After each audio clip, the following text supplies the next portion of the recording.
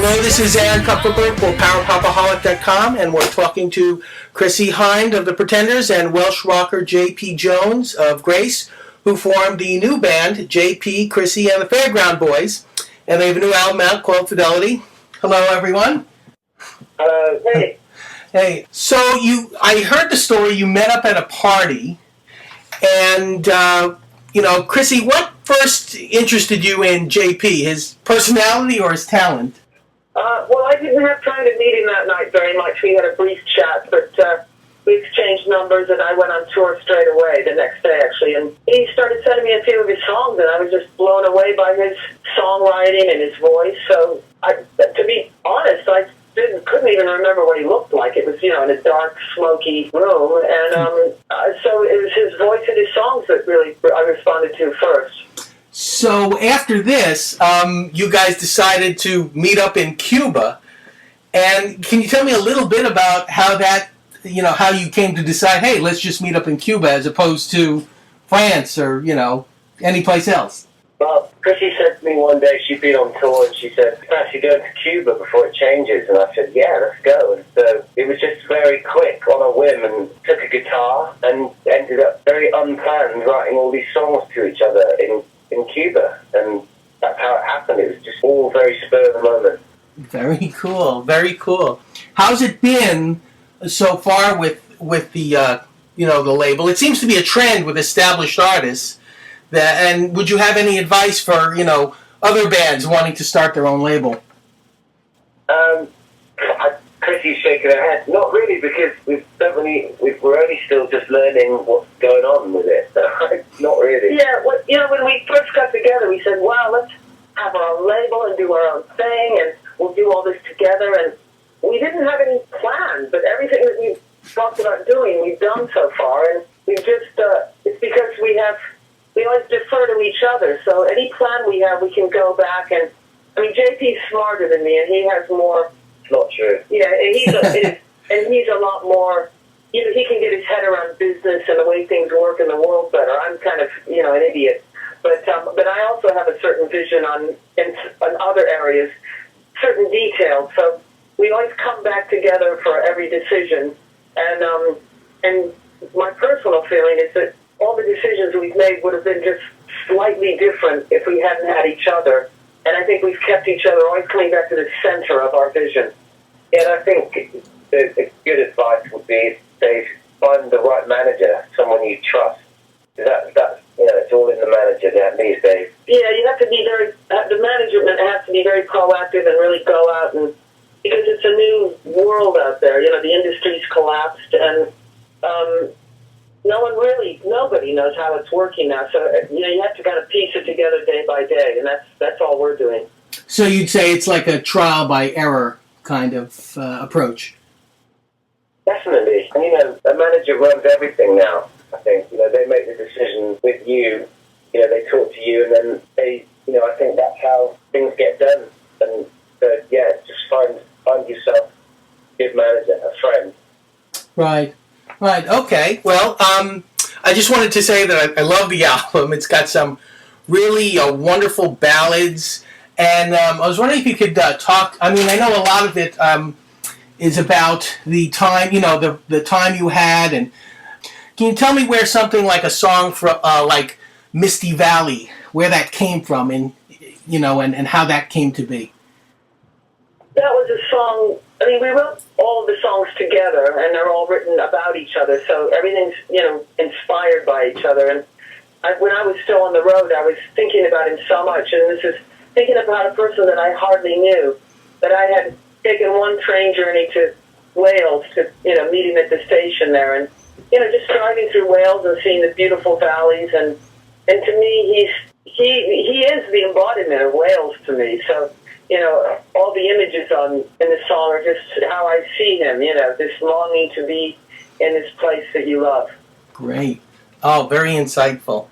Would you say that, the whole album, that you have some great, what I call drinking songs, like just songs that, just you pour out all your emotion in there, especially like the song Courage. I mean, it almost sounds a little bit like what John Lennon went through on his first album or two, where, you know, all this emotion that's pent up is just coming out into song.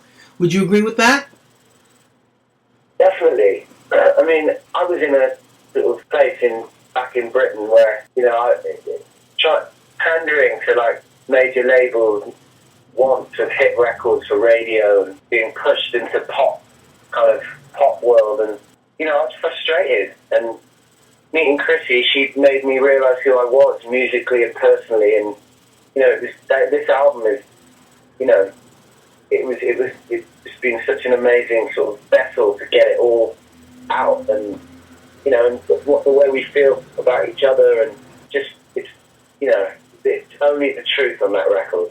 Well, it certainly sounds that way. I mean, one of the things, JP, that I noticed is your voice sounds so much different from when you're on when you're with Grace, where it's almost like I don't know, it almost sounds a little bit closer to U2 style of pop, whereas here you're almost getting to a Tom Waits mode. I mean, is that something that, you know, that you plan to do, that you wanted to do for a long time?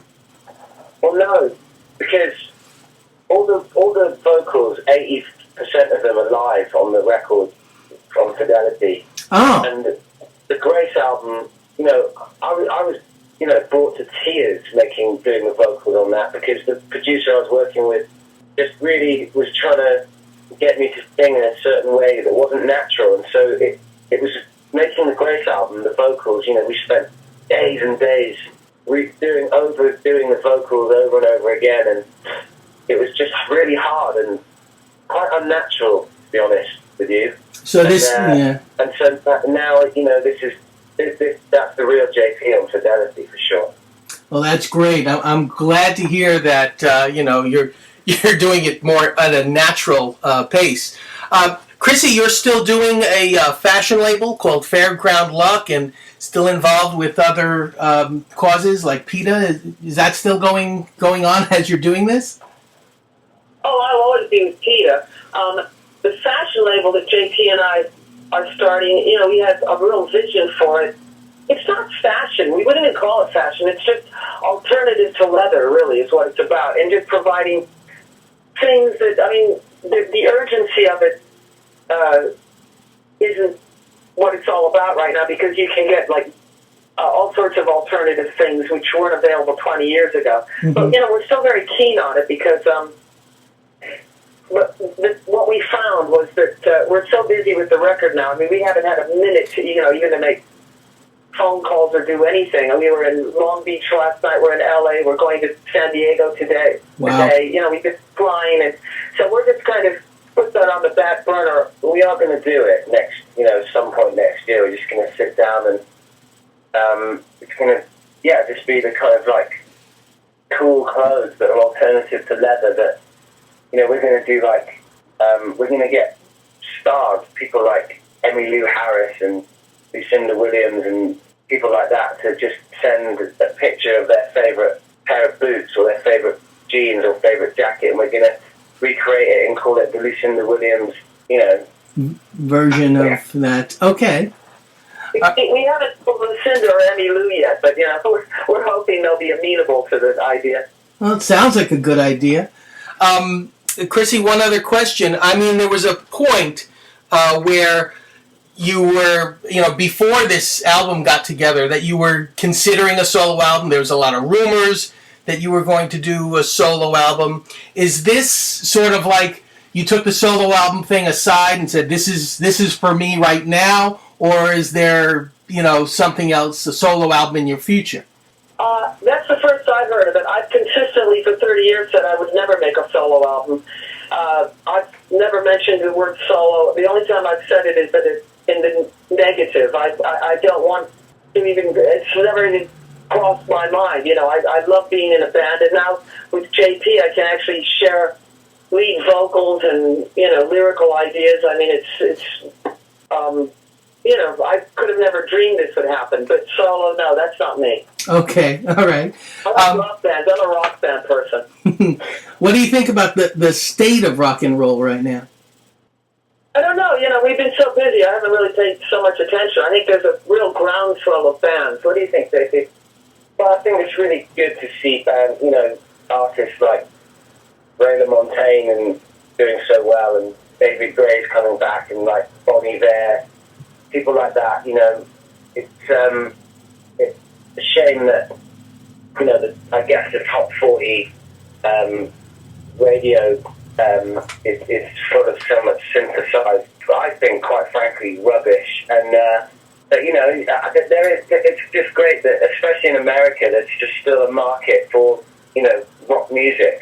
Yeah, I mean, we just played a show with Lucinda Williams last night, and I mean, she's awesome, and she's just a wonderful songwriter, and she defies any of the kind of restraints that the industry would put on someone as far as what you should be.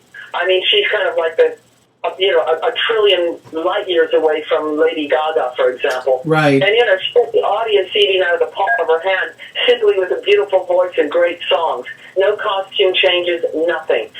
And then I also last night at the show, Sid Straw, who's a fabulous singer that was in a band called the Golden Palominos, and I met her 20 years ago, and she came backstage and said that she's going back out with the Golden Palominos. So I think people are feeling very comfortable to go out on a very, it's not about stadium rock and being big I mean, it might be for some people, but the people who don't like all that seem to be sort of poking their heads back out and testing the water and finding that it's absolutely fine. Right. It's nothing to do with age or gender or even stylistically. You can do whatever you want as long as you're yourself. Yeah, I think also a lot of the genres of music, which at one point was totally controlled by a handful of labels, it's sort of free reign, and you have a lot of blogs on the internet. A lot of people are finding bands that normally would disappear and go away, but they're not, and people are finding them and becoming fans of them, and you have a much more segmented music audience at this point. So you will find your fans. It's not like 20 years ago, if no one bought your record, you disappear. People are finding those records now, and I think it's all a good thing. It all helps, everything. Our sense of it, and this is the reason we came to the States to try to get this record off the ground. Our sense was that there is this sort of undercurrent now, something going on in America where people feel comfortable to be themselves and to come out, and again, the major labels aren't controlling things, and people like Sid Straw, the Golden Palominos, they feel comfortable coming back into the spotlight and just expressing themselves, because they don't have the heavy hand of this manipulated, contrived I get it. It still exists, but it's kind of like a very different arena that has nothing to do with people like us. Okay. I'm sorry. I know you guys are writing a new album. Even as we speak, I think you should have some songs written. Is this next album going to have a slightly different tone, or is it going to be a little more of the same? Or are you going to have? Give me an idea of what the feeling is now. Yeah, well, we are putting together songs, and we have them, but I really couldn't say yet. We don't know yet. We don't know if it's in the future, so we can't say. Okay. Well, I wanted to thank you so much for the call. We look forward to seeing you on the road, and best of luck with the album. I know it's doing well. It's gotten great reviews. It's going to get a great review at Popaholic. And take care, and best of luck to you. Hey, well, thanks for talking to us. Sure. Okay, take care now. Sure. Bye. Bye-bye.